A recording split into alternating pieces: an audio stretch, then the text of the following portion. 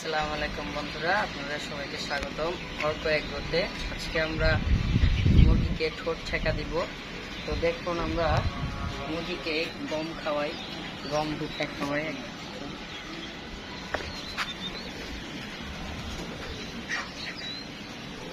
তো আমরা এটা একবারে পিওর গম ভুট্টা দিয়ে এখান থেকে খাওয়াই। যখন বড় হয়ে গেছে তখন থেকে খাওয়ানো শুরু করি।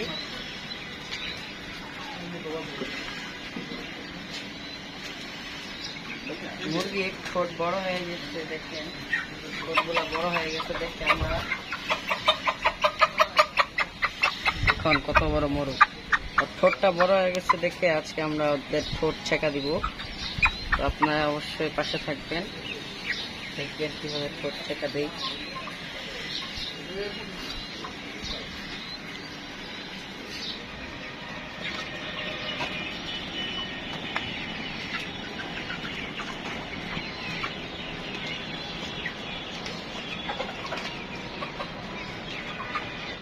আমরা এটা প্রাকৃতিক মুরগি পালন করি, এটার স্বাদ বাজারের মুরগি থেকে অনেক গুণ ভালো।